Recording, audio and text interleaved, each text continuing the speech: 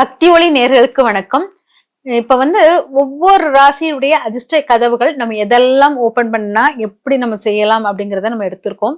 அதே போல் நம்ம இப்ப மீன ராசிக்காரர்களுக்கு நம்ம எப்படி இந்த அதிர்ஷ்ட வாய்ப்புகளை உருவாக்கலாம் அப்படிங்கிறத நம்ம பார்க்கலாம். மீன ராசிக்காரர்கள் ரொம்ப மனிதர்களை அண்டக்கூடியவர்கள்.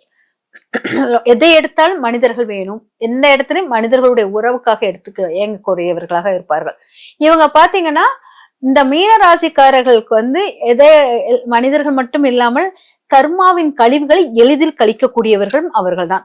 அதனால இவங்க ரொம்ப கர்மா கழிவுகளையும் எடுத்துக்குவாங்க. அதே மாதிரி எல்லாருடைய பிரச்சனைகளும் சேர்க்கையும், அதாவது முன்னோர்கள் செஞ்ச பிரச்சனையும் சரி, இப்ப நடக்கிற பிரச்சனை கர்மாவும் சரி, எல்லாமே இவங்க தலையில் விழுற மாதிரியே விழும். எல்லாவுடைய அதாவது எப்படின்னா மீன ராசிக்காரர்கள் கடல் நீர் கடல் மாதிரி. கடல் பாத்தீங்கன்னா எல்லா நதிநீர்களும் எல்லா இடத்துலயும் சுத்தி அடிச்சு, அதாவது உலகத்தெல்லாம் கழுவி கொண்டு எங்க கொண்டு சேர்க்கும்னா அந்த கடல்ல சேர்க்கும். அதே போல்தான் மீனராசியில் பிறந்தவர்கள் தன் குடும்பத்தில் உள்ள கழிவுகளை எல்லாம் சேர்த்து மொத்தமா அவங்க வாங்கி வச்சுக்கிட்டே இருப்பாங்க. அந்த கழிவுகளை கழிப்பதுதான் அவங்களுடைய இது. அந்த கழிவுகளை கழிக்கக்கூடிய அவங்க எப்படி அதிர்ஷ்ட கதவுகளை எங்க தொட்டால் எங்க திறக்கும் அப்படிங்கறத தெரிஞ்சுக்கிட்டீங்கன்னா, உங்களுடைய அதிர்ஷ்ட கதவுகள் அப்படின்னு பாத்தீங்கன்னா உங்கள் மனைவி, கணவன், இவங்கதான் உங்க அதிர்ஷ்ட கதவு. இவங்களை கரெக்டா நீங்க ஹேண்டில் பண்ண கத்துக்கிட்டீங்கன்னா, அந்த மனைவி கணவன் இவங்க கிட்டதான் நிறைய அவமானமும் படுவீங்க. இவங்க கிட்டதான் உங்க அதிர்ஷ்ட கதவும் இருக்குது. அதனால அவங்கள மட்டும் நீங்க கரெக்டா கையாள கத்துக்கிட்டீங்கன்னா உங்களுக்கு அதிர்ஷ்டம் ரெட்டிப்பாக கிடைக்கும் அப்படிங்கிறத எடுத்துக்கலாம். அதாவது கணவன் அல்லது மனைவிக்குள்ள அந்த அதிர்ஷ்டம் அங்கதான் இருக்குது. ஆனா அந்த இடத்த நீங்க சமாளிக்கிறது பெரிய கஷ்டமா இருக்கும். அதாவது கரடு முரடான ஒரு இடத்தில் புதையல் எடுப்பது எவ்வளவு கஷ்டம், விஷ ஜந்துக்கள் நிறைந்த இடத்தில் புதையல் எப்படி எவ்வளவு கஷ்டம், அதுபோல்தான் இந்த உங்களுடைய திருமண வாழ்க்கையில் சேர்ந்து வாழ்க்கை வாழும் போதுதான் உங்களுக்கு புதையலே கிடைக்குது. ஆனால் அங்க என்னன்னா அவ்வளவு கஷ்டங்கள் இருக்கும். ஐயோ என்னடா வாழ்க்கை, போதுண்டா சாமி, இந்த புதையலையா நான் தேடினேன் அப்படிங்கிற மாதிரி எடுப்பீங்க. ஆனால் அவங்க வந்த பிறகுதான் உங்க வாழ்க்கையில் மாற்றங்களும் உங்க வாழ்க்கை புதையல்களும் அவங்களை சமாளிக்கிற, நீங்க அதை மட்டும் அவங்களுக்கு ஒரு சப்போர்ட்டா இருந்து பேசிக்கிட்டே இருந்தீங்கன்னா உங்க வாழ்க்கையில் நிறைய பிரச்சனைகள் சால்வ் ஆகும். அதிர்ஷ்டத்துடைய வாய்ப்பகுதியும் அங்கதான் இருக்குது. அதனால அதிர்ஷ்ட கதவை கரெக்டா நீங்க ஓபன் பண்ற இடம் உங்க கணவன் அல்லது மனைவி இடம் தான். அவங்களால் உங்களுக்கு நிறைய மாற்றங்கள் உருவாகும். ஆனால் அந்த இடத்தை நீங்க ஹேண்டில் பண்ண தெரியாமல், என்னுடைய அவமானங்கள், நான் உன்கிட்ட இவ்வளவு திட்டு வாங்கணுமா, நீ என்ன ரொம்ப அசிங்கப்படுத்துற அப்படின்னு சொல்லிட்டு அங்க போட்டி மனப்பான்மை, தாழ்வு மனப்பான்மை வந்துச்சுனாலே அங்க நீங்க தோத்துட்டீங்க, உங்க அதிர்ஷ்டத்தை விட்டு நகர்றீங்கன்னு அர்த்தம். அதனால அதிர்ஷ்டம்ங்கிறது இது மட்டும் இல்ல. கணவன் அல்லது மனைவி திருமணம் ஆகல, எனக்கு எங்க அதிர்ஷ்டம் வரும் அப்படின்னு கேட்டீங்கன்னா, திருமணம் ஆகாதவர்கள் நல்ல இந்த சொசைட்டி, இந்த பொதுமக்கள் கூடும் இடத்தில் உங்களுடைய நிறைய விஷயங்கள் நீங்க ஃபேஸ் பண்ணுவீங்க. அந்த இடத்திலும் உங்களுடைய அதிர்ஷ்டம் உருவாகும். பொதுமக்களுடன் டிராவல் பண்ற இடத்திலும் உங்களை அதிர்ஷ்டம் உருவாகும். பொதுமக்களுடன் எப்பவுமே தொடர்புக்குள்ளேயே இருந்தாலும் உங்களுடைய அதிர்ஷ்டத்தை உருவாக்கலாம். அந்த இடமும் உங்களுக்கு நிறைய அவமானங்கள், அசிங்கங்கள் உருவாக்கும். ஆனா அதில் தான் நீங்க சாதிக்க போறீங்க அப்படிங்கறத தெரிஞ்சுக்கோங்க. இது மட்டும் இல்லாமல் பிசினஸ் பண்றவங்களுக்கு உங்க பார்ட்னர்ஷிப்னால ஒரு அதிர்ஷ்டம் உருவாகும். பார்ட்னர்ஷிப் சரியா சப்போர்ட்டே கொடுக்க மாட்டாங்க.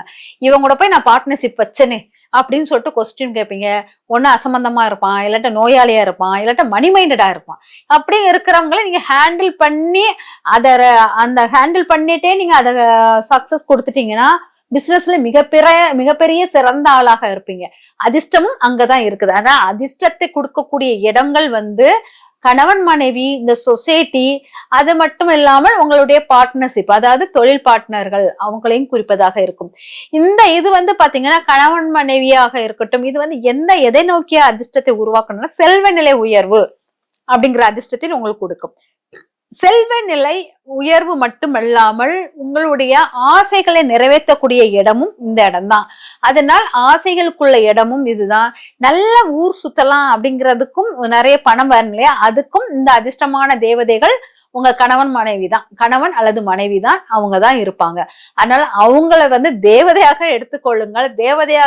தேவதைகள் அல்லது தேவன்கள் அப்படிங்கிற மாதிரி எடுத்துக்கோங்க. அவங்க வந்து உங்க வாழ்க்கையை மாற்றத்தை உருவாக்கக்கூடியவர்கள். சரி, இதுக்குள்ள பூக்கள் அப்படின்னு என்ன எடுக்கலாம் அப்படின்னு பாத்தீங்கன்னா, இதுக்குள்ள பூக்கள் மல்லிப்பூ எடுத்துக்கோங்க. மல்லிப்பூ மிக சிறந்த இதா இருக்கும். இன்னொன்னு ஜாதி முல்லை அப்படிம்பாங்க. அந்த ஜாதி முல்லையும் இங்க வந்து மிக சிறந்த அற்புத பலனை தரும்.